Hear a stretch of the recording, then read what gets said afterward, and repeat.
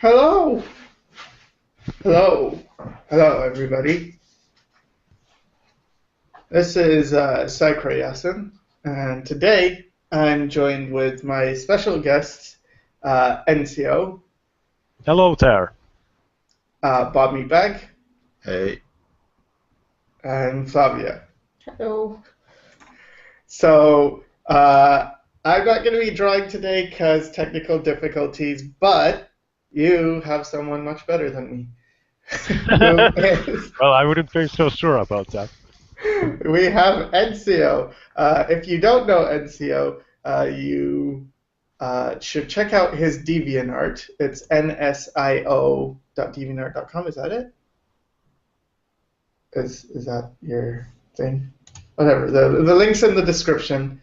But anyway, he's also a YouTube art teacher person, and he is the good one. NCO, can you hear us? Yes, I can. But I was asking if the NSAO is how it's spelled. Sorry. Yeah.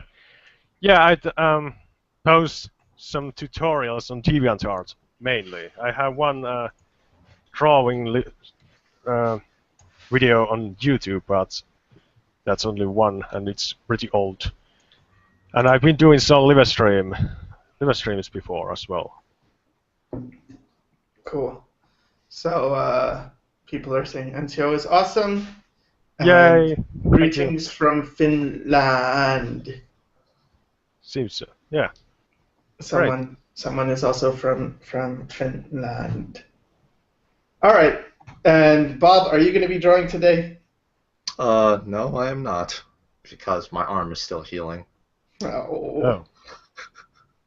Sorry, folks. Gotta let the injuries heal. All right. So to begin with, does anyone have any questions? I will.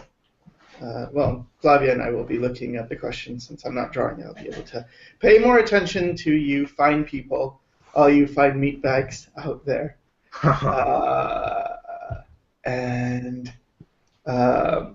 So NCO, I wanted to talk to you a bit before we get started, and well, we are started, but so what is it?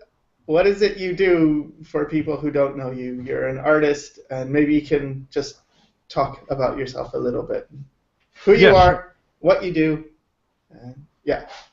Okay, so yes, I'm NCO of the Hermit Mystics from DeviantArt, and I became an artist around 2004. I started reading manga, and it all started from there. It took about 5 years. When I was, it was 2009, before I actually realized how bad I was at drawing. It was some friend of mine who told me that I suck at drawing, and I realized that I had to change something. I can actually show some of my old work from this point, so you can probably see how bad I was. Yeah, so, well, this is already from 2005, the older ones. And, okay, so this is pretty much how I was drawing around 2009, and my friend told me that I was bad. And I realized that I had to change somehow. And, well, I started to focus more on the concepts of drawing and figuring out things like how perspective works and how to make drawings easily. So I figured out that I had to ignore some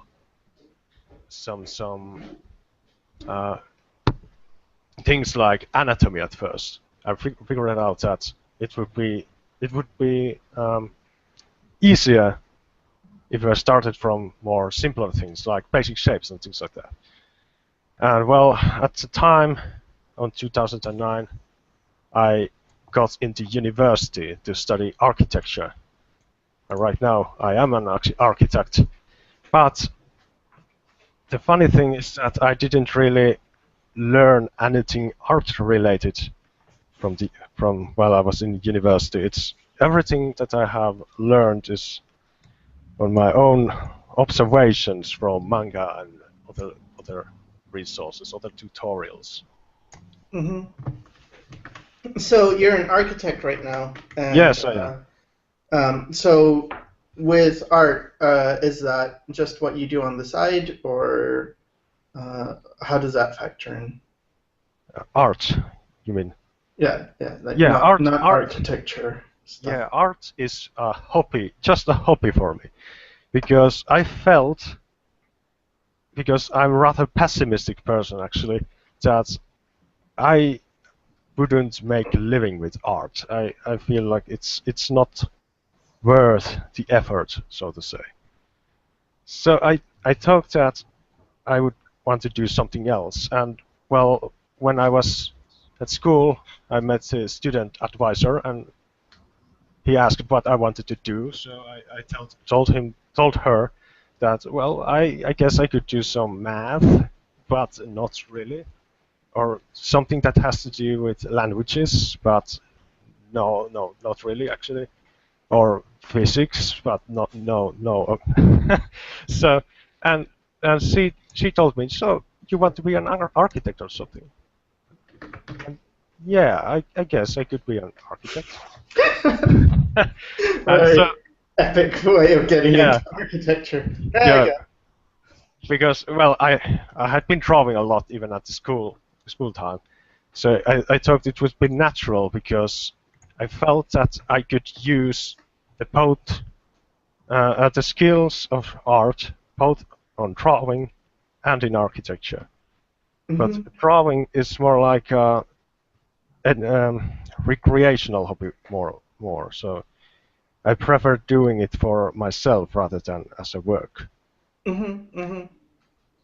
Well, I don't know. I think your level is very high, and Oh, thank you.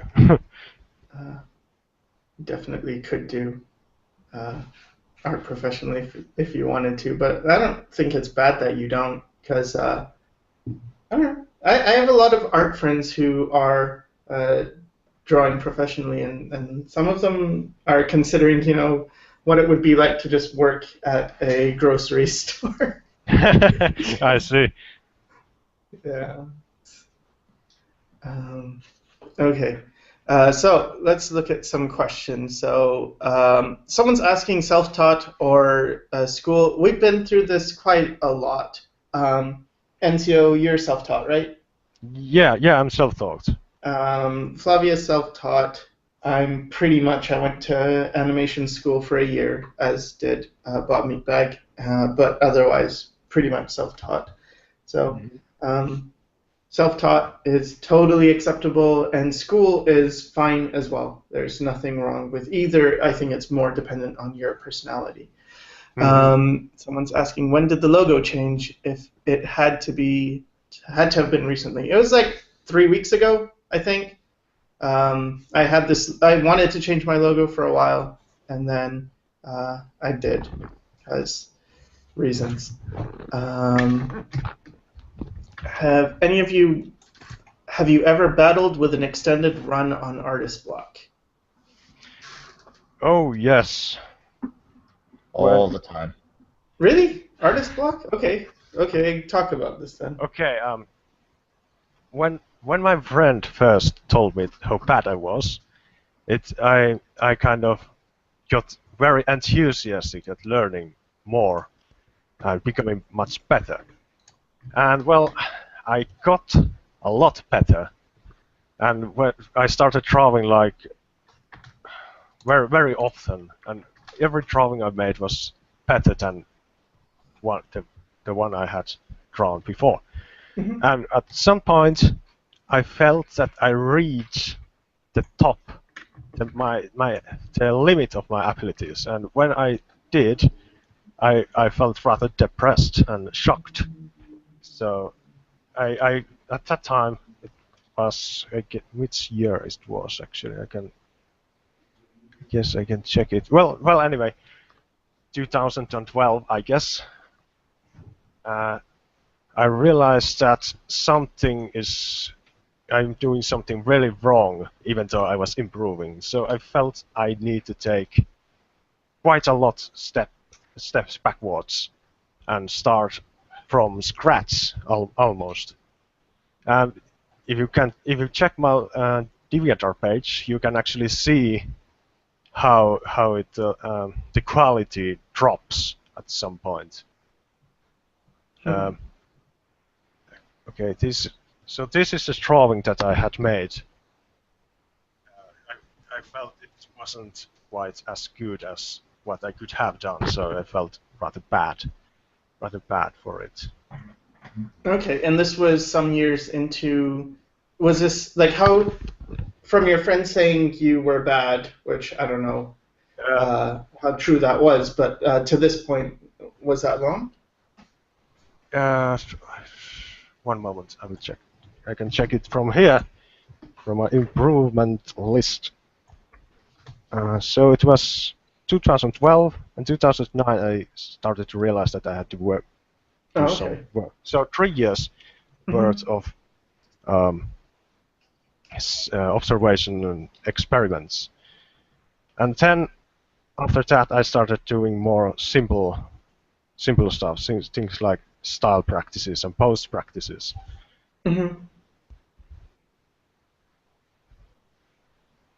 Right, so that's how you overcame your artist block? Yeah, I figured out that I need to start from easier things to make things easier for me. Yeah. Okay. What about you, Bob? Oh, go ahead. Okay. For me, artist block is a lot of just sort of inspiration. It's just like, okay, if I feel like drawing something, if I have an idea of something, then I can draw it pretty well. In fact, I can usually go beyond my average level when I feel really inspired. The problem with that is it's not very reliable. As is with intuition overall, it's sort of like you're not necessarily in control of when you're at your peak. So for me, there's large moments. Well, there's chunks of time where I just don't have anything that I know what to draw, and because of that, my work suffers, and also my I guess what's the word for it? How long I work also suffers because I don't do as much work as I should when I'm not inspired. The way I counteract this is just sort of by analyzing what are my weaknesses, what are the things that I draw a lot, and what are the things that I don't draw a lot. So I'm much more proficient now in terms of drawing characters than I am at perspective. So as a fallback, I usually end up drawing characters. But because of this, my perspective suffers. So in order to combat that, I just think, okay, well, I need to practice perspective. I need to force myself to look for inspiration in perspective. And I suppose that's how I sort of try to counteract the artist block. Just sort of like find the things that, that aren't necessarily easy, and then start figuring out a plan to sort of how to tackle that. And that's how I usually go about it, because you can't stop drawing just because you're not inspired, because if you do, you won't go nowhere. So for me, I just sort of like I force myself to draw something, and then eventually inspiration will come. It's sort of like you won't find your inspiration if you don't look for it in the first place. So, yeah. Yeah, I really can get behind that idea. It's pretty similar to me, actually. Flavia, do you have experiences with art block? Not so much, and usually when I did have art block, it was always something other than art that was getting in my way. Either I was overworking myself in a job, or I was, I don't know, just getting tired, and it's mostly energy level for me.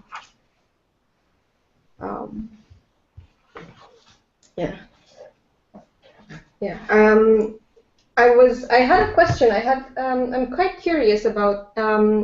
We get this question about art school and self-taught a lot. So I would like to ask you guys who are in the comments, what makes you ask this question, like, what's your reasoning, what's your thought process that leads you to this dilemma where you don't know, like, what are your pros, what are your cons? Just expand on the topic, because I'm really curious where you are coming from, because I'm pretty much self-taught. I fail at teaching myself or receiving instruction pretty much, but I'm curious where you're coming from and what would drive you to go to art school and what would pull you towards being self-taught. So. Yep, that's a good question. Mm-hmm. And someone's asking, what digital tools are you using? I guess that just applies to NCO in this particular stream. What tool are you using? Well, right, as you can see, I'm using Paintful Sci as the program, and my tablet is Wacom Cintiq 13 HD. Okay, how do you find that? Do you have any problems with drivers or anything?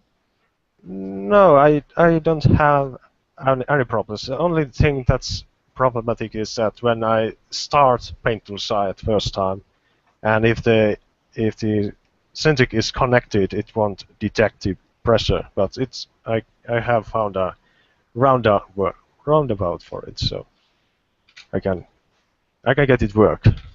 No, yeah.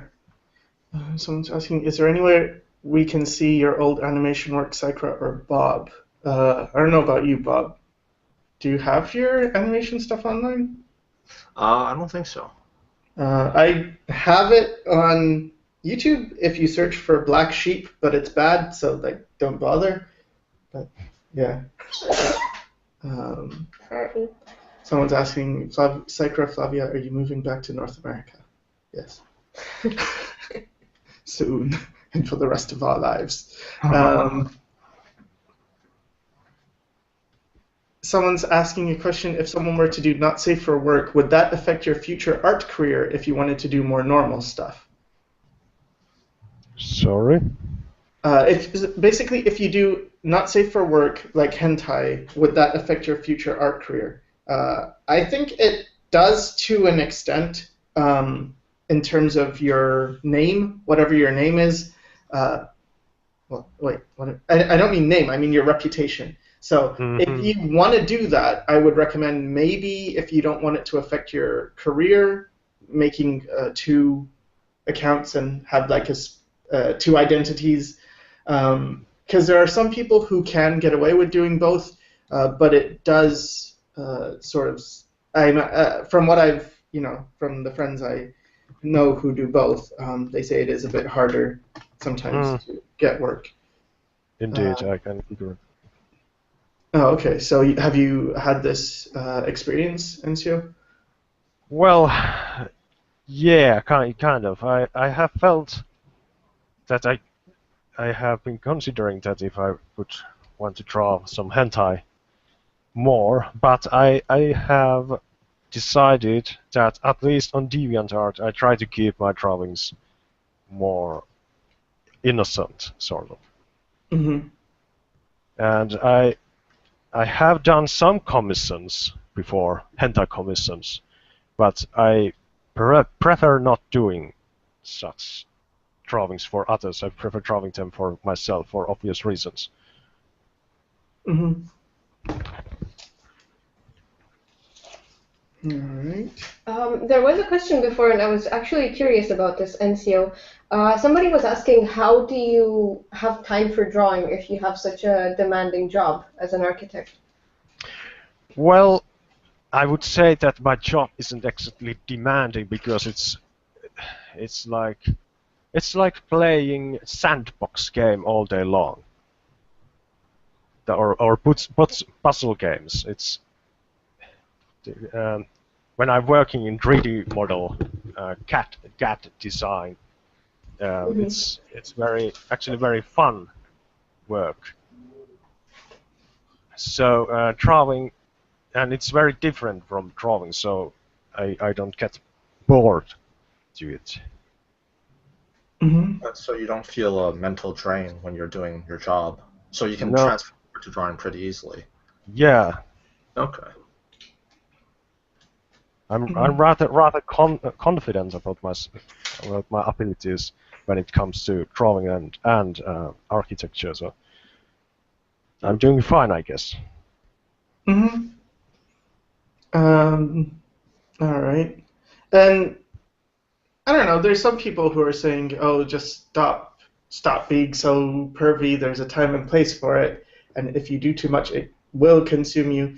The thing I've noticed is I have some friends who are hentai artists, and they draw a lot of the stuff. But the thing is, it stops being that. It's just a job in the end. So the way I see it is, whatever you draw, it's up to you. But I think of it more like it is a viable career path if that's your thing. Just as if someone told me, oh, I wanted to be a landscape artist, or I wanted to be an environment artist, or I wanted to be a concept artist. Like, it's just another job.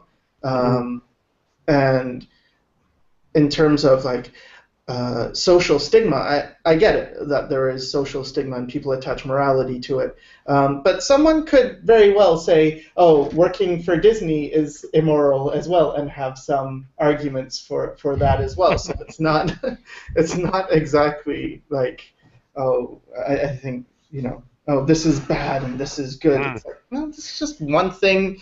This is another thing. It's up to you, who you are, what you like, and what you're comfortable with. When I have been using hentai as a reference a lot, and I find that especially the good hentai artists, they are usually very good with anatomy and viewing angles and perspective. Mm-hmm. And they know how to do these things, and they are also very good with the body language, things like that. Yeah. So I feel while the content isn't very safe for work, the way they are done is very interesting, and I've been doing a lot of hentai studies. And I would concur with that. A lot of the artists, I think, are some of the best in terms of anatomy and posing and things are artists that do that. And I think it's something when you're learning, it's important to get over just the subject matter, because like I am not personally, I don't really like furries that much. It's not something I'm into, but some of my favorite artists, they pretty much just draw a lot of furries, and it's like, okay, that's fine, but your colors are great, your posing is great, your compositions are great, your anatomy is great. It's just, there's still stuff you can learn from, no matter what. And at the same time, I don't have anything against people who like to draw that stuff. It's, well, if you like it, you like it.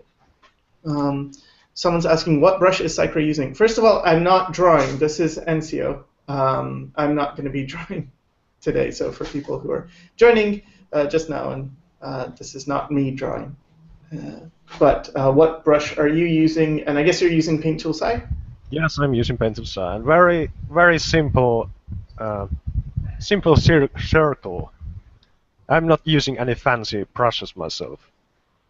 Oh, okay. Would you recommend to an art student to have a backup profession instead of going all in art? What do you think? Sorry, could you elaborate? They were asking if would you recommend having a backup profession if you're pursuing art? Like another job? Yeah. Well, I personally think it's recommended because I have talked with some artists at the university, and they have always said that if you want to be artist, that's fine, but you need to be ready for poverty. So it's not something where you can make a lot of money, probably. Yeah, I have a bit of a different view on it, but I've mentioned this before, where I feel like having a plan B sort of, the people I know who have a plan B tend to take the plan B. And the reason is they think like this: if I pursue art and I fail, then at least I have a plan B. But what I feel they don't consider is that when you pursue art, chances are you will fail over and over again. And to become an artist, you're the type of person who overcomes a failure. Like, you hit the wall, and instead of saying, oh, it's a wall, I guess I can't go any further, you just keep hitting it because it's like, I have no plan B. This is all I've got. I have nothing. Right. It's this or it's homelessness. And so you just keep hitting the wall until there's a crack, and then you hit it some more, and eventually it breaks through. So I think both are, they're both making sense. Because, for instance, Enzio, you're in a position where I doubt you have to think about money that much. Yeah. Whereas I'm in a position where it's a thing that's always on my mind. Like, oh yeah, okay, so if I want to do something, where's the money going to come from? And it's not so stable. So I think there's that's just an artist's life. You don't know for sure what's going on. Even jobs where you think they're secure. For instance, my brother is an animator and he works in the animation industry. There are people who have had jobs for like 30 years and still you can get laid off and you have nothing. It is not stable. But once you get used to that, once you get used to the fact that this isn't stable, so I've got to be very fluid and flexible, then it becomes okay. So. Yeah, I think there's something to be said about cornering yourself. You just get more resources, because if you think about it, even outside of art, you get adrenaline, you get you focus more because you know it's your only way out. Yeah. It just puts a lot more weight on it, and you're using your anxiety, you're using your no, I know this is, so I'm going to give, I know this is the only option I have, so I'm going to give it everything I have. Yeah, it's like if someone pushes you off a cliff and you're going to try flapping your arms. Yes. Yeah. You will be forced to come up with a solution by then. Of course, if you are falling off a cliff, the solution is probably not going to matter. Yeah. Just make sure you go head first so you don't feel anything, even if it's only for a split second. Right.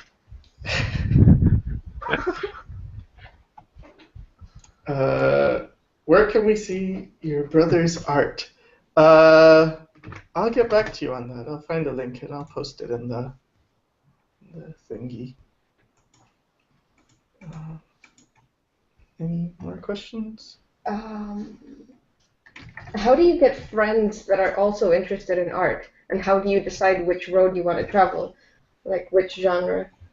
I sort of have some issue with this, which road you want to travel. I see this question pop up a lot in the comments, like, where do I want to go?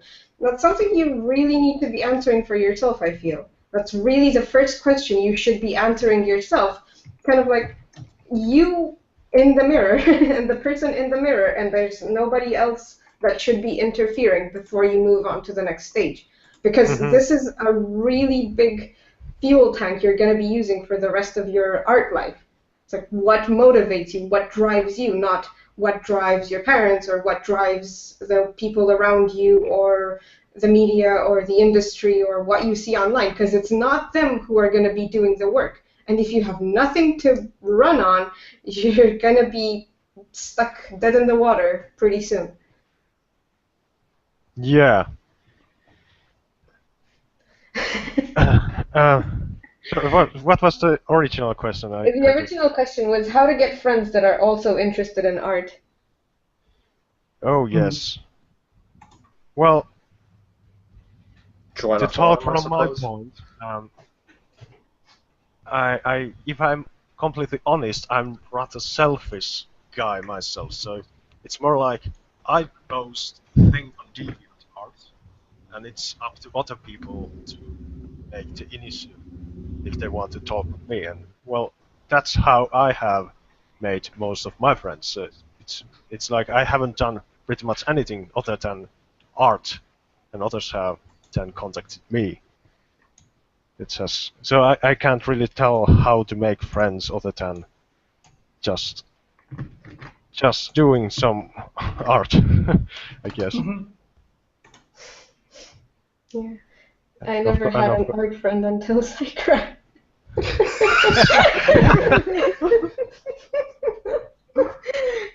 Everybody I knew was mostly just programmer, engineer, Old school. biologist, whatever. Then I found one. Okay. Someone is asking, where's the best place to meet other artists like DeviantArt? I don't know. For me, when I was meeting a lot of artists, it was back in the day when conceptart.org was big, and there are communities. I imagine there are communities now like that, but I don't know. I think the problem is now there are a lot more. There's a lot more of a split between the communities, whereas before, like conceptart.org, pretty much most people were there, or CG Hub or something, or other forums like Polycarbon and things. Whereas now there's like Facebook and Reddit and 4chan and stuff like that. It's just broken up into smaller groups. But you could go to the forum. That I have a forum. If you're interested. I was just going to mention that. The Sycra forums, and there are a lot of cool people there that I think there are threads where it's like just meet and stuff. So. And there are conventions as well. Yeah, there are conventions. And that's where we met NCO. Oh, true. Yeah. Yeah. Well, but I knew about NCO for a while, but yeah. Yeah. There's a lot of conventions popping up, local ones. And yeah.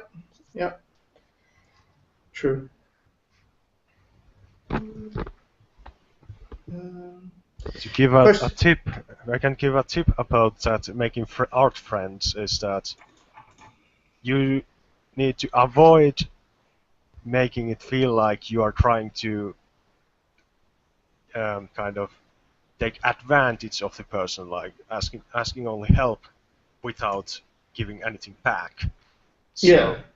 It's like it has to be some kind of mutual understanding between the people, so that it's a conversion is two-sided, just not one-sided. Mm-hmm. Someone's asking, when you gain popularity on social media as an artist, you're also more likely to get hate. How do you deal with haters? Do you have any haters, NCO? Well, I have had some rather hostile approaches sometimes. Not very often, but there have been some. And, well, I try to deal with them with very kind of calm way. I want to understand why they are hating my works.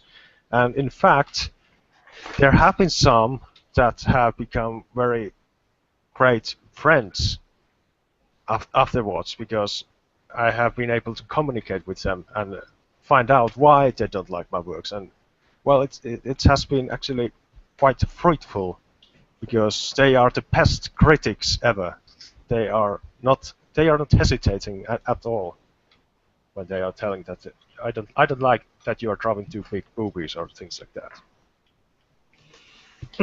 So it sounds like you're pretty strong in this, in taking care of that. Bob, do you have any experience with that? It's difficult to say because I don't really pay attention to that stuff. I just put my work out there and then I ignore everything and then go back to work. Mm-hmm. So I don't know. I could have haters, but I don't know them. Yeah. For me, I try to avoid it, and I usually succeed. But then someone comes on and, whatever, you should check out this, see what people are talking about. Yeah. There's a question. You can't always avoid it, but... There's a question. Would you guys say that with everything that's available on the internet, it's a bit overwhelming and hard to stick with a certain way of learning with all these online courses or tutorials? Yeah, I think that's one of the biggest problems right now. Is just there is so much information, and there's not really a good way of organizing it, I feel, in terms of knowing what is good and what is not. Mm-hmm. And you'll get people who, especially younger people, and this is a problem I think with platforms like 4chan and like Facebook and things, it's a lot of people around the same level, often like a beginner level, and they're all talking to each other and saying, oh, this guy's great and that guy's great, but they don't really know. Whereas in the past, on forums like Cygen and Concept Art and things, you would have professionals giving advice, and then you would have all the beginners sort of, oh, okay, so that's what that is. And it's more like you had a guide to this. Whereas now I hear so many things in terms of, oh, you know, this person's better than this, and that person's, oh, and you should listen. It's like, you don't know what you're talking about. Yeah. Most of them have no clue what they're talking about. Definitely. Go ahead. And yeah, it sounds like you have something to add. Yeah, one thing that I don't really like is that people who don't know how to draw, or let's say don't know the concepts behind drawing, and they are trying to teach others, that's potentially very damaging for many aspiring artists who trust these people. And when I had some apprentices, I mentored some people, and one of them started to help other people, like I did help him. And well, I told him that it's cool that he wants to help others, but teaching and helping are two different things. Yeah. When you're a teacher, the authors pretty much has no other choice than to trust you, whatever you say. But when you're helping or just giving some ideas, it's more like some opinion. Yeah, definitely. And even in the chat, I see people talking very confidently about things that they don't know. I wonder if it's a thing where people, it's just like, it's very tempting to just say things like, oh, it has to be this or that way, because it puts them in a position of power. It makes them feel as though it's just like, oh, I can say this because it sounds right or something. Yeah, it's a power trip. It's the less you know, the more confident you are, because, for instance, one of the most, I would say, hesitant or tentative speakers about art that I heard was probably Craig Mullins, and chances are he's better than you. He's better than me by a lot. It's just like, I would suspect that a master would be. Yeah, he's basically the living master of our times, and he's very careful on saying this person's good, that person's good, this is good, that's like the way he speaks. He's very hesitant to make such judgments, like, oh, this guy's good, or I've never heard him say, oh, this guy's a fraud and you shouldn't do this. Blah. It's because he's got so much knowledge, so much experience that he knows how much he doesn't know. And as you get better, you start to realize, like, when you're beginning, it's very, first of all, I think there's stages that people go through. The first stage, I think, is judging based on subject matter, and I think everyone does this when they're a kid, and it's where you look at a thing, and if that thing, the idea behind that thing is cool to you, you think it's cool. So I would look at Spider-Man, and I think, when I was young anyway, oh, Spider-Man's cool, therefore this is cool. And I recall looking at a Bouguereau painting, and it had the cherubs with the wings, and it was beautifully painted. But all I thought at that time was, oh, that's stupid. It's just angel babies flying around. I don't care about that stuff. And so that's sort of the first stage. Then you get more used to that, and you think, I'm going to pursue art. And then what you start to do is you still have that subject matter thing, but you add skill on top. And usually what happens at this stage is people tend to really admire realism and people who can handle symmetry. Usually symmetry first and then realism. So with symmetry, it's like, or not even realism, but drawing the thing that looks like the thing. For instance, with symmetry, it's just, oh, you draw an eye, the right eye, and the left eye in a front view, and they look the same. Like, wow, they look like they match. That's a huge deal. Like, wow, you could actually get that. Then it moves on to, you drew Goku, and he looks like Goku. That looks like Akira Toriyama drew it. Wow, that's great. And then you get into the people who are like, oh, anime's stupid. Anime's not cool, that's not skillful, and then they think realism is skillful. Like, oh, that cup that you draw looks like a cup. Wow, amazing. Holy crap, you made that cup look like a cup. You made that apple look like an apple. And there's this big, I don't know, drive towards things that look like the things they're supposed to look like, as if that's the best. Until you get to like photorealism, and then it's like, oh, photorealism is the best. After that, you get into, no, it's not just that, it's simplification and exaggeration. So then it's about who can move, oh yeah, you did this with style. You did this, instead of using 20 brushstrokes, you got this down in one brushstroke. Yeah. And after that, you tend to start to realize what each thing is in terms of what is the purpose of this. Like, what is this supposed to be? Are you drawing something for the purpose of stylizing it, or is it supposed to look like the thing? Because if it's photorealistic and that's its end goal, then photorealism is good. If it's supposed to be, if it's good for animation and it's very simple, but it's like, why is animation simple, first of all? Especially 2D animation, why is it so simple? Because they have to draw thousands and thousands of those pictures. They have to be simplified. So then you can look at a picture and say, for this purpose, this is good. Like, this is good for animation. This is good for something else. And then I think along with that comes things like appreciating each thing for its specific thing. Like, I like the shapes in this. And so I do think there is a... And when you go to these other forums, they're usually stuck around the stage of, that looks like Goku, and that looks like the thing you want it to look like, or, oh, I forgot, there's one more level that I really dislike, and that's more is better. And these people think detail per square inch is superior. So if you've got a million little details on every part of the image, that's a good image. And if you've just got a few lines and you're very minimalistic, oh, you're not good. No, that's not good. The guy who's better is the guy who's got more details everywhere. And it's like, that is so, like... Well, it makes sense, because it really does mimic mental evolution, in terms of a child would be drawn to grasping reality, and then as he matures, he would be like, okay, I can wield reality now, and then, oh, I can bend reality, and then I can restructure it, and then I can create something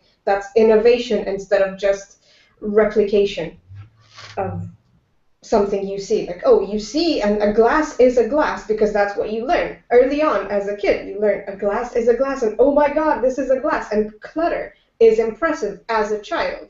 Whereas as you mature, you're more and more drawn to simplicity, and then, because if you look at the evolution of people on these forums, they tend to be stuck around the mental age of maybe 12 to 17. And they're very like children in terms of emotional maturity and grasp of art, which is, I feel like it is a pretty direct reflection of the maturity of the character. And you tend to be stuck in this stage where you can't, because the culture is really encouraging that. It's really making you stay in this child position, and you ask for childlike things. You ask for clutter, you ask for bling, you don't understand subtlety so much, you don't really value simplicity, you don't really value wisdom, you go for popularity.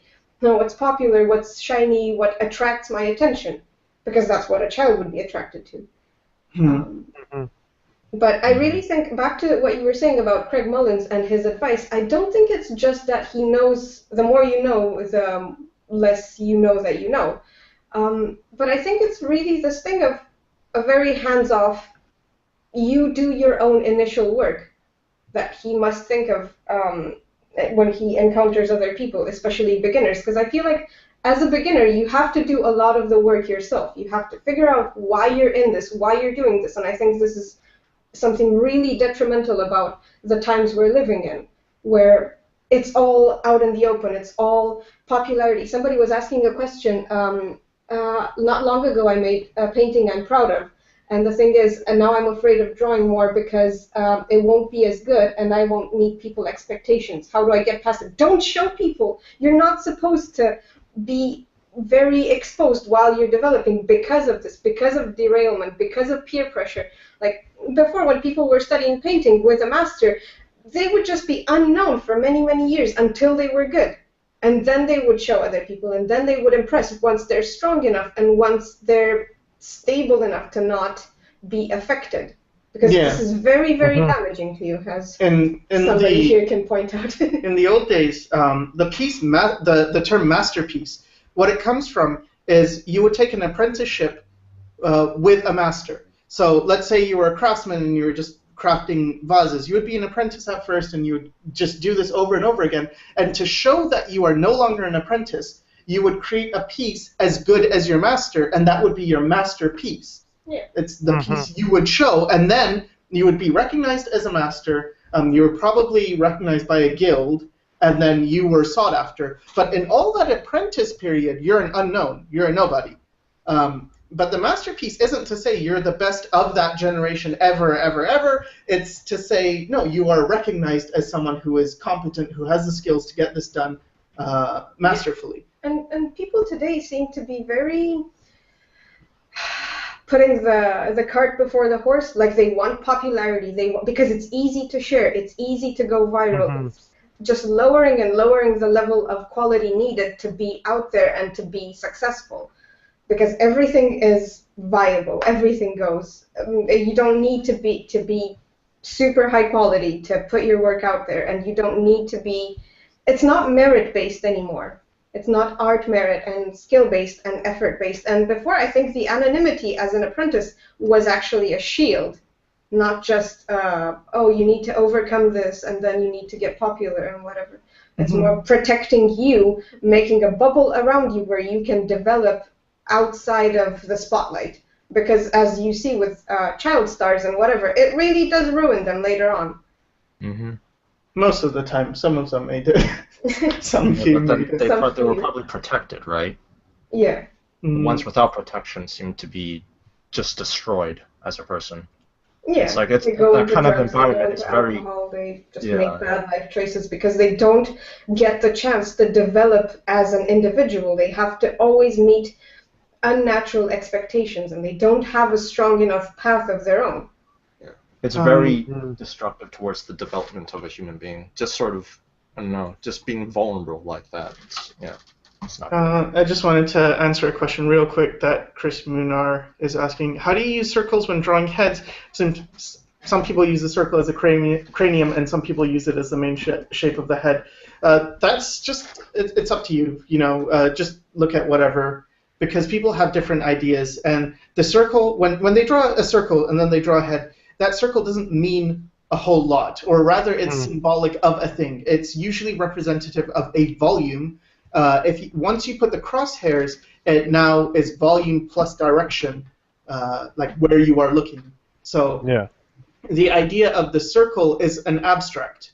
It's representing a general volume so that you can then use it to define other volumes. So whether it's just what that is, what that circle is, or whether it's not even a circle. Some people use different shapes.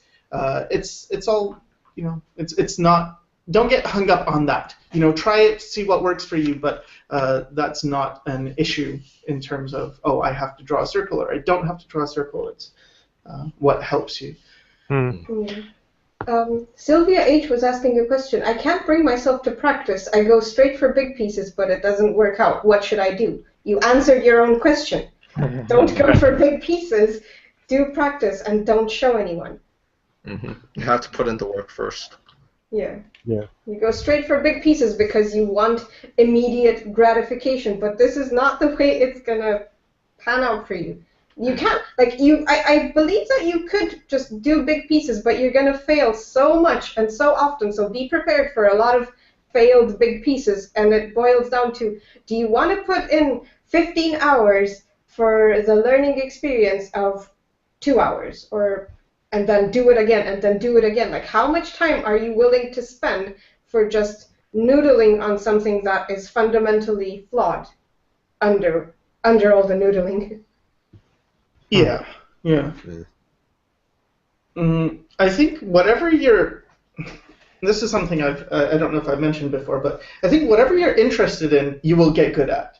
And this is regardless of, it seems to be the case for everybody. Whatever you're really interested in, you will get good at, but not necessarily successful in the way you want. For instance, if you care about drawing shapes, and that's something you really, like people with great shape language catch your eye, chances are you're going to work towards getting shapes. If you care about putting in a lot of work and doing that, and you want to accomplish your goals, you will do that because you care about it. If you care about talking a lot about, I want to be good, but I suck, and I can't do it, you will get good at that. Like, whatever you do, you get good at. If you like to procrastinate, I have mentioned this before, but if you like to procrastinate, you get good at procrastinating. If you draw a lot, you will get good at drawing a lot. If you view your images as precious, you will keep doing that. You will get more and more attached to the idea of my image is precious. So, I don't know. I forgot why I started talking about this. But it had something to do with the last thing. But anyway, okay, moving on. Nuffleton asks, should you critique people, for example, on DeviantArt, even if you don't know them? I always hesitate because I think they might get mad. I think we have differing opinions on this. I think you should. If you have the time, I think it's good for you to give critiques. And I think the moment people put their work out there, it's public, and especially if they ask for critiques, because I know on DeviantArt they can request critiques, and it's, yes, sure, they might be too harsh, or you might think you're too harsh, but I think people are really stronger than they give themselves credit for, and I think, again, back to the culture thing, it's really encouraging weakness and the weakening of individuals. Like, oh, you can't stand certain words anymore. It's like, why are you sensitizing yourself to things that you are not sensitive to begin with? Why are certain things suddenly taboo? Why is all this political correctness bullshit going on? It's like, this is not right. This is not your inherent value. This is not your inherent strength. You are better than this, and you are stronger than this. And for me, I disagree. Yeah, of course. Let's hear it. Let's hear it. Well, the way I've learned is that I will not critique anybody who doesn't ask for it. Because I used to do this. I used to go to people and I would tell them, I think this is wrong. I think you could work on this. And sometimes even people would ask me for critiques, and I realized pretty quickly that there are some people who genuinely want a critique. But most people just want praise. They just want you to tell them, like, you're good. And I don't think that's necessarily a horrible thing. Not necessarily, but think about what it encourages and what it creates as a psychological pattern in people. You want praise, but you're not really prepared to, like, you're asking for a critique, you're asking for feedback. It's like you're not prepared to understand that you suck. Like, why ask for a critique, and why not just show your work and put it out there and then go to a gallery or whatever? It's like, you are not ready for improvement then. Then you should not be asking for a critique, but you are better than this. Like, people are more than just victims, and they're more than just, oh no, you said something bad, oh, because it's not like 4chan people. Oh, you suck, oh yeah, you go kill yourself, oh, it's like, it's not that, it's just a critique. Here is what you could be improving on. Like, people seem to think that when you criticize or you critique their artwork, you're critiquing them, and they tend to project a lot, but this is not right. Well, you are thinking about a piece, and if anything, the person who's critiquing you is giving you tools to get better. This is a favorable thing. This is a very beneficial thing. So for me, the way I see it is, I don't want to. Okay, all I care about is helping the person, and if they don't want to critique, but they think they want to critique, but really they just want praise, but praise is going to make them feel good about themselves, and then go home, or maybe they are home, whatever, and then just practice and practice and practice, and giving them a critique is going to demoralize them and leave them, like, super depressed and just, never mind, I suck, then I don't know. It's If like, you're what giving is... a super, like, that's if you're giving a super harsh critique and you're attacking the person, like, yes, ad hominem attacks, these are not fair and they're not right and they have no business in a critique. However, if you're giving a person, oh, you know, you should move your colors around in the painting and you should consider your values and whatever, it's like, yeah, they're going to get super depressed, because I get depressed too. It's like, oh, yeah, God damn it, it sucks. I still have such a long way to go. But you take that and you incorporate it and you move on, and that is the mark of a person who belongs in art. It's like, I guess. Would we... Oh, go ahead. I was just gonna say that, like, I've sort of done what you did, Flavia, and it's like I've gone up to, because I did this in VFS, and maybe that was inappropriate of me, because instead of approaching them as, I don't know, because like I approached them as a superior instead of an equal, and maybe that's why they rejected me. But one of the things is that it kind of seems as though with Flavia, you're saying that the way you would do it is you would create a culture. It's like you would create. Like if you were in a group and then you did that with everybody, then that would work. But then it's like that almost doesn't seem like it would work with an individual. If you went up to a person one at a time and you did that, that person is going to go off on their own and they're not going to be able to improve or force themselves to improve upon that. Like if that makes any sense. Like one would work with a group and one would work with an individual. It makes sense, but the thing is, I'm not thinking about creating a culture. I'm thinking about recreating the culture that used to be in place and which is based on human functioning. Like, we are being dysfunctional now. Nowadays, we're just creating more and more dysfunction and straying more and more from our capacity as humans. Like, our brain is powerful. My problem, I think, is, well, first of all, when I got critiques, it's kind of still the same way, but this is how I feel, basically. If someone will critique me, and then they'll say, you know, like, oh, the art is wrong, and then my first thought is, no, no, no, no, no, oh, no, oh, no, oh, no. And then it's like, oh, fuck, I suck. Okay, maybe it's not, maybe it's not, maybe it's not, and I get defensive. And I don't say any of this, because I've learned to not verbalize this. But in my head, I'm thinking like, wait, is it? And then when I see, oh, it is. Oh, no, I have to fix this. I have to fix this. This is going to be worse. And then it's like, oh, I don't want to, this is going to take a long time. And then I get my voice in my head that, just do it. It's going to be faster if you just do it. And then I just do it. It's like, okay. But I guess I should be harsher. But the problem with me, when I think of critiques, well, the thing with critiques is if someone says, what's wrong with it? And I only think in black and white, and this is, I've mentioned my problems before, but one of them is this, that I have a lot of black and white thinking. If they really want my critique, it's like, I don't think you would survive it. I don't know. It's like, I don't want to hurt people. Same here. Would that be the problem, though? It's like, it's like you're so focused on not hurting them that you end up hurting them. Yeah, that's what I'm thinking. That's probably true. And it's also like you're approaching it in such a way that's like, you know, like, oh, I don't want to hurt them because it's too hurtful, and then by the time you actually do it, it ends up being hurtful instead of going straight up and saying, you know, like because they're coming to you as the teacher, right? It's like you are in the superior position. They're not worried about, well, you're a peer, but you're acting superior. It's like, no, you are the superior. You are the teacher role. And then when they come to you and ask for advice, you are free to say it without venting in any way. Yeah, you have to be detached from the thought of you're hurting a person. Because think about it, if you consider all these people who ask for critiques as children, how would you raise this child? Would you raise them to be strong, independent, to tackle things, and to be able to grow? Like, what do you want to teach them? Do you want to teach them how to get stronger and overcome obstacles? Or do you want to teach them how to avoid obstacles and cower and shrink and hide?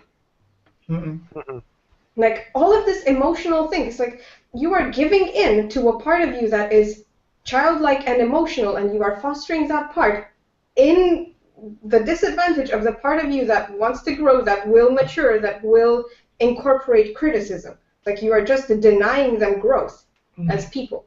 Yeah, you're right. When I have given critique, I have found that if I be really honest with these people, they are usually very grateful for it, even though they admit that they have felt bad for having such harsh critique. But they usually are very grateful for honest thoughts. Yeah, I really agree with that. Because I suppose. if you are putting in a lot of fear, like for you, Sycra, it's like, okay, you're thinking about hurting people, and this, on an unconscious level, this is getting picked up. Oh, emotional argument, emotional argument. It's not objective and detached. Whereas when I talk about somebody's behavior, be it like art or in anything else, like when I talk about somebody's psychological issues and whatever, it's not going to be taken personally because there is nothing within me that says this is personal and I am considering you as a bad person or whatever. It's very detached. I don't project onto it. I don't. If anything, I have empathy or just distance. It's not meant as an attack, and they will never perceive it as an attack, really. I guess one thing is I kind of don't feel like I even have much of a right to say stuff because I suck too. It's like, how can I say, oh, this needs work and this needs work? Because it almost feels like, well, couldn't they say the same about me and then I would just be a hypocrite? I usually deal this problem with like I'm telling that I do this mistake as well, rather than telling the person that you are doing this mistake. Right. That's a good way of approaching it. Because it's like things we notice about others we might not notice about ourselves, but nonetheless, the thing that you notice about the other person is still true. Yeah. Yeah. You guys are right. I have tried to change. Yay for a healthy environment. Yeah. I think Flavia really brought up a good point. It's like there are criticisms, and at least with a lot of like the forums, especially with 4chan and stuff like that, they have a very unhealthy way of criticizing people, especially since they don't know what they're talking about. But I suppose the good thing with concept art is that, like Sycra mentioned this before, you do have somebody who knows what they're talking about. They went through that struggle. They have the experience. And because of that, they will be more understanding. And when they criticize you, it's just like, no, it is coming from a more healthy place. And there's credentials behind it. So you're much more open. You're much more willing to go through that struggle of going like, yeah, I do suck in this area. I do need to improve in this area. But I will improve in the end, etc., etc. Yeah. And I think for the 4chan things, the forums are not really so much for critiques as they are for emotional gain. Like people who go online because when I was playing WoW and stuff, we had this as well on the forums where a lot of people were coming into it because of the anonymity, because of the venting, because of what it gave us in terms of power and control. So you don't have control in your life, so you're venting, and you're going to a place like 4chan. You're not going there for positive growth and whatever. You're going there to vent all the bullshit that you can't vent at your job, with your parents, at home, with your wife or your lover or whatever you have, or alone. It's like you have all this negative emotion that is not acceptable. Nobody is going to take that shit from you face to face. Nobody is going to sit there and listen to you, blah, blah, blah, oh, you suck. Oh. There's so much rage that's just happens to be directed at whoever is in the spotlight, whoever is available, even if they're not the real target, even if all you want to do is just let it out, let it punch a bag. Yeah. It's an emotional punchback site, I and feel. I see that there's sort of, usually if you're younger as well, and I never got this, so I'm not speaking from personal experience, but I'm speaking from what I've seen with a lot of people.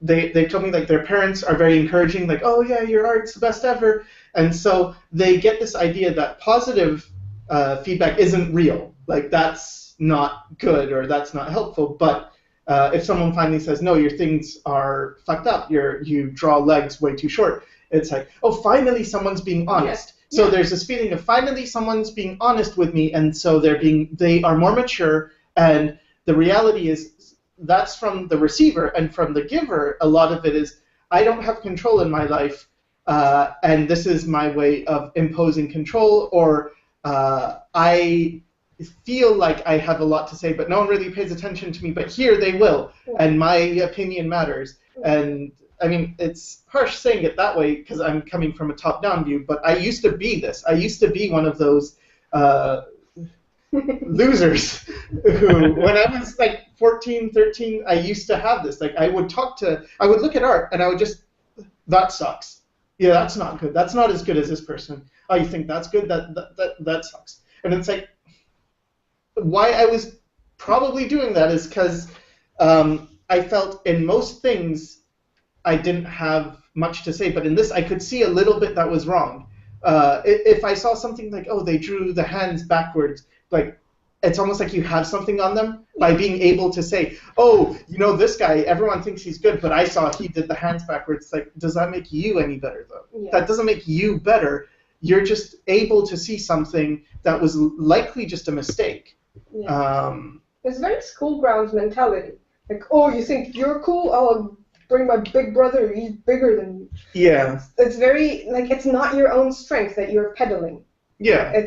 And with a critique thing, what are you thinking about? Are you thinking about how the future you is going to improve, or are you thinking about how the present you is going to have an ego blow? Like, Yeah. What are you going to choose? Because for me, it's like, even if criticisms are harsh or whatever, I look at it, I am getting something from this, and if this person is harsh or is investing a lot of rage into it, it's like, I don't really give a shit about that. That's their problem. That's on them. Yeah. Yeah. When I was studying architecture, there was always sort of these critic sessions where all students gathered together, and the professors kind of give the critic on the works. And well, I learned a lot from there because the critics were very professional, and some of the students didn't really like it because they didn't like that their work were shown to others, and basically their ego were destroyed while the professors kind of felt rather harsh things to them, and even to me.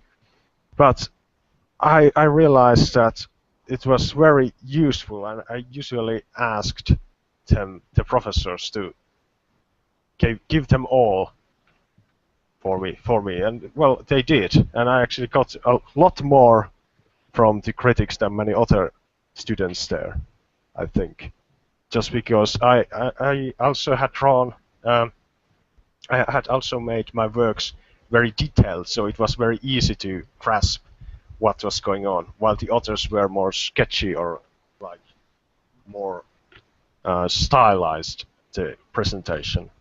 So I got a lot more critic, and it was very useful for me. All right. Mm-hmm.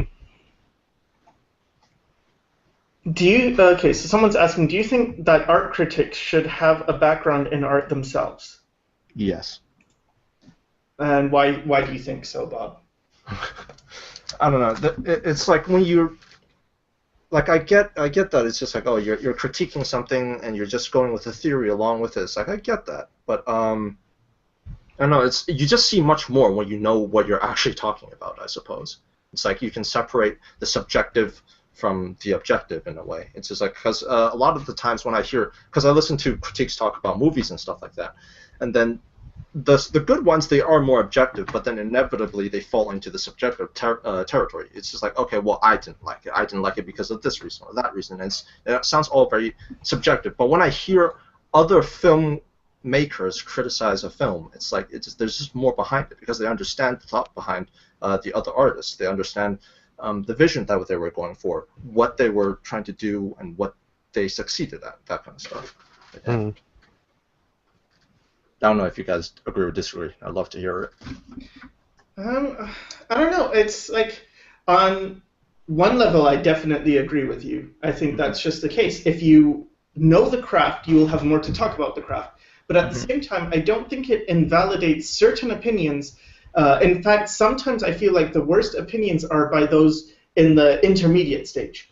Because there's this curve thing where it's like, oh, people who don't know anything think they don't know anything, but then people who know a little bit think they know everything, and then people who know a lot think they know nothing again, or they're more measured about it. You I have mean, a, do you know what I'm talking about, Flavio? I guess like in a way I understand what you're saying. It's like the people. I guess the closest thing that we can go with right now, or for me anyways, is movie critics. It's sort of like um, they're not coming from a creator's perspective, so they are forced to be in the spectator position. Yeah. And because of that, they will see that ultimately they will see that as an audience member. So that means they won't get weighed down by the technical things. They won't get weighed down by sort of like, well, you know, every other director is doing this, but then this director this one little way, so therefore they're special. I get that, but I don't know. I still feel as though having some experience is good. I think it is good, but I really believe in this. There's something to be said about the audience and the receiver, like the consumer's point of view, because who are you directing your art towards? I feel like, especially with artists, when you get feedback from artists, it's very isolated. It's very insular. It's very like, oh, technical. But in terms of readability for a layman, because like, who are you trying to convey your message to? Are those people getting it? Are those people sort of receiving your emotion or your idea or whatever you're trying to say? And with movie critics, movies are meant to be watched. I think there are two types of feedback that you can look for. I think there are technical, like how can I do this better, in which case you would be heading to your peers, to your artists, or to your movie makers, and whatever. And then the checking, is this readable? Is this, I don't know, are you getting it? Do you get it? Do you get this joke? And you're not going to other comedians like, oh, this joke is funny. It's like, is anyone laughing in your room? Then what about which audience you're going after? Are you talking about the mass audience, the informed audience, the intelligent audience? If you're going to the mass audience, I think it depends on what you want to do. Like, if you look at someone like Sakimi-chan, she is probably, in our time, one of the best in terms of populism. In terms of, oh, I make art for the people, and most people like it. And there are plenty of artists who can find flaws in it, like, pretty easily. I mean, I can see a lot of technical errors in it, but at the same time, does it matter? There was a Neil deGrasse Tyson thing where he was talking to James Cameron about the night sky and the Titanic being wrong, and James Cameron replied with, oh, how many more millions would I've got if I made it right, or something to that effect. And it's like, at some level, people don't care. An artist might care because, oh, you got this anatomy wrong. But if you look at it in terms of and okay, so I'm not trying to throw this guy under the bus, but Glenn Vilppu has very good anatomy, let's say. And were you to put a Glenn Vilppu anatomical drawing beside a Sakimi-chan drawing or image, and then you just ask random people which one is better, they're probably going to say Sakimi-chan. If you asked people who are studying anatomy, they would say Glenn Vilppu by a wide margin. So it depends on what do you mean by better and to what. And I get this a lot with people saying this artist sucks, and it's like, okay, they may suck in your eyes, but are they making a living? Because often they're talking about people who are making a living with art, who are doing like what they want to do, but then it's this outside opinion saying you suck. It's like, they may suck, but they're beating you. Like, what are you doing? You're criticizing them. They don't even know you exist. Like, that's the difference. Is they're accomplishing their goals. They're doing what they want to do, and then So then, how would this go back to being a critic? Because if it's just about what audience member you're going after, then the critic sort of becomes obsolete in a way. Not really. I think it depends what your goal is. If your goal is to improve, you should be seeking art of people who are informed. If your goal is to, okay, I've improved, but now I want to sell. I want my artwork. I want to make a living off this thing. Then the artists stop being as valuable as the majority, the people who are going to consume your work. And maybe that includes artists. And maybe it will be a case of a lot of artists think your work is the best in the world, and they will pay a lot for it. But what's surprising is like things like in the art community, everyone knows Craig Mullins, pretty much. If you don't, look him up. Craig, CraigMullins. But in the general audience, nobody knows him. It's very rare to find someone who knows who Craig Mullins is. Same with Boukro, even Sargent. If you say, do you know John Singer Sargent, most people don't know who that is. But if you say, do you know Picasso, everyone knows who that is. When I don't think Picasso was better than Sargent. In technical skill, definitely not. In some things, maybe he had more creativity or something, but it's not like just because you're good technically that you're going to be successful. That doesn't go hand in hand. And so when you criticize someone, you've really always got to ask yourself, what are they trying to do? What is their motive? What is their goal? And if their goal is they just want to make a living with art, then your critique doesn't really hold water. They're a tradesman. They're a tradesperson. They're not really... And the first person I heard talking about this, and I thought it was really strange, was saying that we are not artists. You are a tool. You are a designer. Like with Sakimi-chan, yes, she does art. Technically, she's an artist. But more than that, she is an entrepreneur. She is peddling a product more than creating art that lasts and whatever. And I think there's a valid point to the art, seeking out artists' critique and then merging the two. Like always seek to improve, because if you don't, what does that create in the long run? Just a dissolution of artists and art and the level of, I don't know, insight and what art is. It just becomes, shiny, shiny, bling, bling. It just devolves back into this childlike, put some sparkles on it, yay, impress the masses. A lot of it is just the adult shaking the keys and the baby going, wah, wah, wah, wah. Yeah, exactly. It's always getting to the lowest common denominator, because what do we all have? We have a child. We've always been a child. And some of us have moved on from that, and some of us were stuck at age 3, some of us at age 7, some of us we're 20 now. What babies and your 20-year-old can agree is boobs. Yeah. So then the role of the critic is like, well, I guess they're still valid, but it's just like they're just a part of one audience then, basically. Yeah. Yeah. Okay, that makes sense. Well, I think that the general audience, the layman people, they already know, or we all know these things, like how humans need to look. We know this, but they may not just know how to explain themselves, but I think they really do know how humans look. So when these normal people tell me that something is looking wrong, then there probably is something wrong. Yeah, they may not know exactly what is wrong. They may say like the arm is too wrong, but really it's the perspective or something.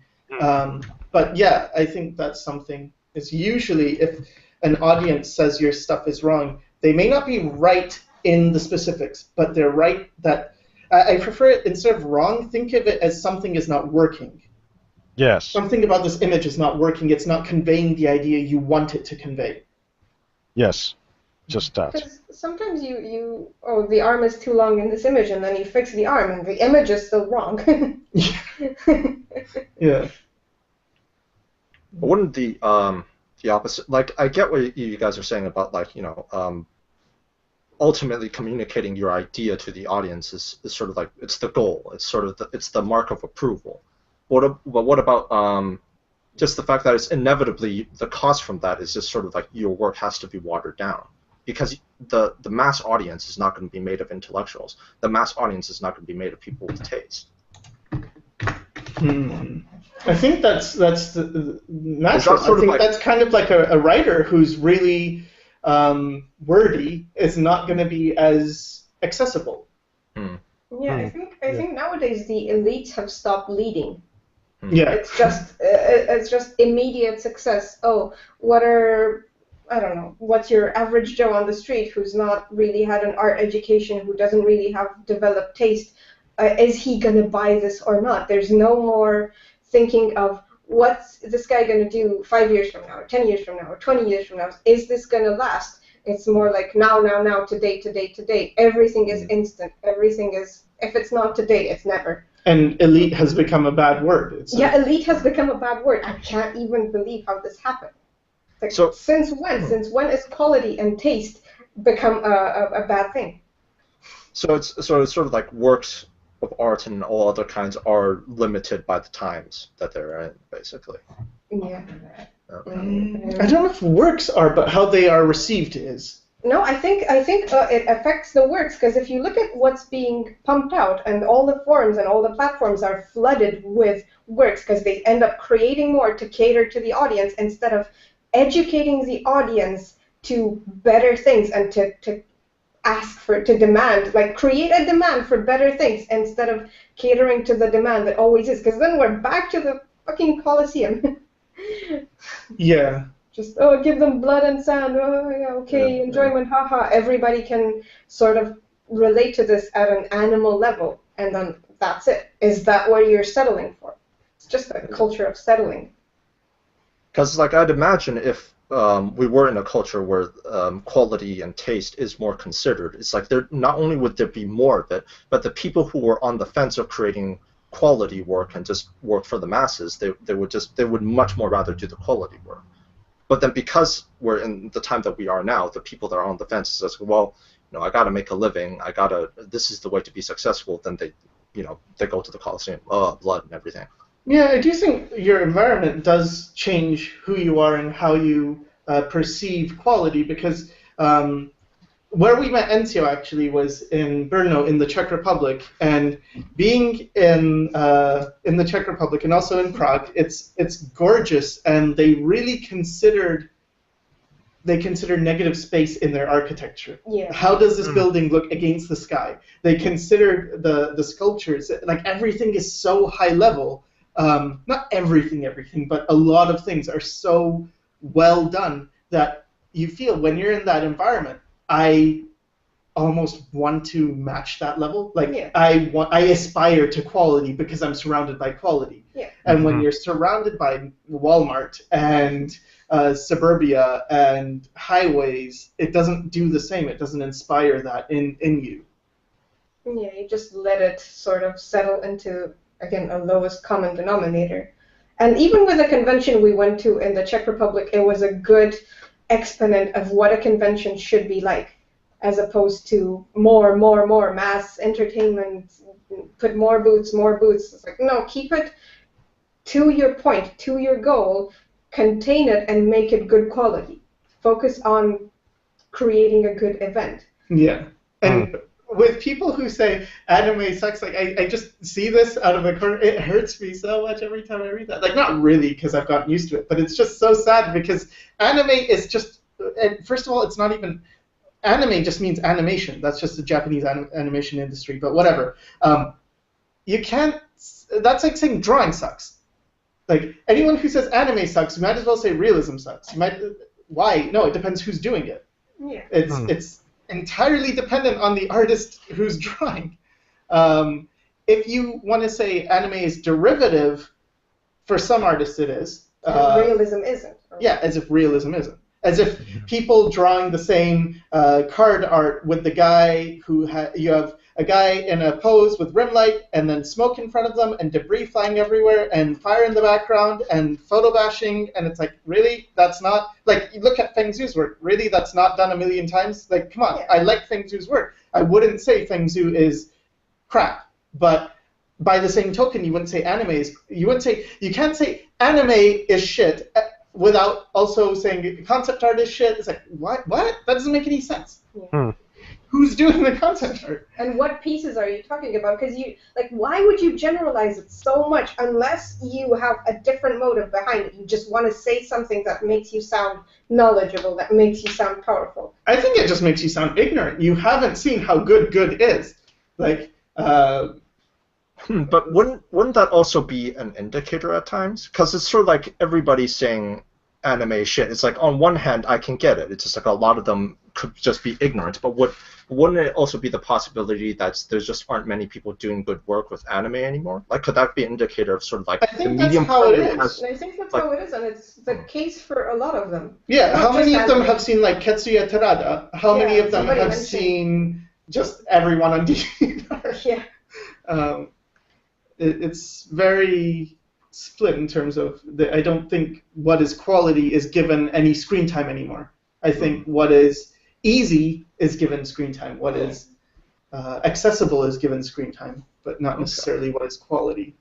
But that's what hurts me when you equate the two. Like, oh, just because this is all you see and all you know, you're using a bigger term that encompasses so much more and so many artists who are very, very, very good. Yeah, and when you talk about art critics, Bob, and movie critics, like before, art critics and movie critics were the people doing so much work to study their subject, so much work to study the paintings, so much work to research the painters, so much work to understand the movie and the theory behind it and the technical things, whereas now everybody's an art critic, everybody's a movie critic, everybody has a chat box that they can type into, and their opinion will show up on the screen just as much as the other guy who spent years and years and years developing his understanding and his analysis and whatever. So it has the same weight because of the times we live in. So what? No, I asked because what? I didn't catch what because you of said. the times we live in, and as I said that, I got depressed. Yeah. It's understandable. no. Anyways, you were saying, Sycra?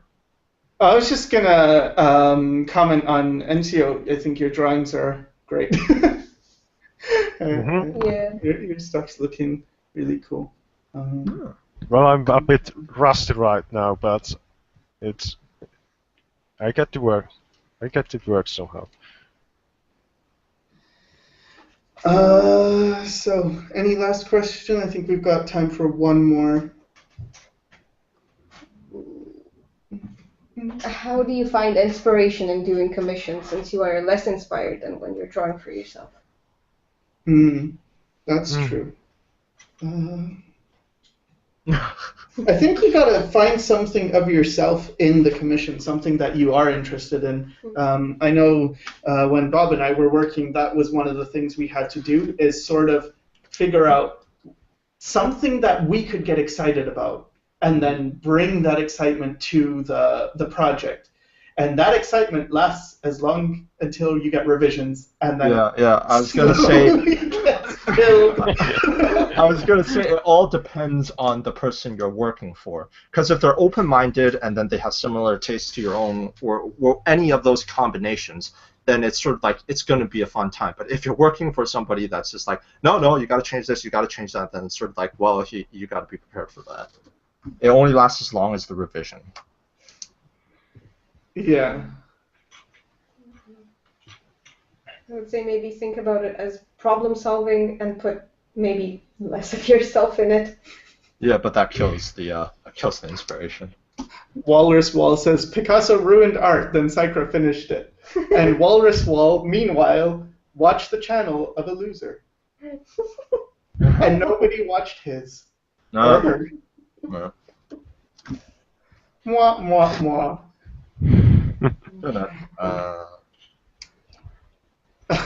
Sorry.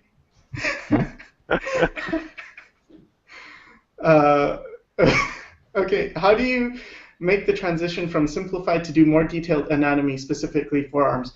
No. Other way around.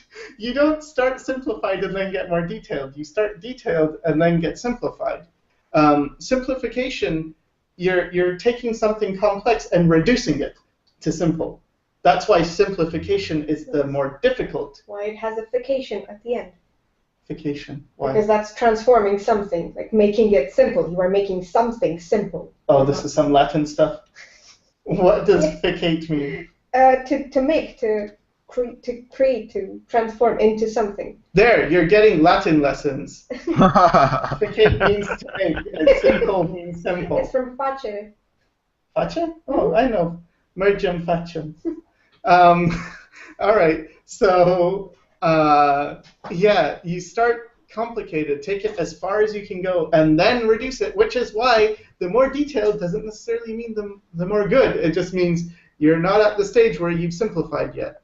I mean, it's fine to do detail too. I'm not saying detail sucks. I'm just saying simplification is a high-level technique that comes afterwards. Okay, with that, I guess that's all the time we have. I want to go ahead and thank my special guests, NCO, Thank you very much for inviting me. Flavia Yay. and Pavlik. Uh, I thought this stream was good. We had a lot of good topics. Who knows if it's going to be popular? Chances are no. Why aren't you drawing more? I don't know. I don't like all this talk about ideas and stuff. Let's talk about Pokemon Go. And thank you, everyone, for tuning in. I think you are cool too, except for a walrus something or other. You suck. You suck.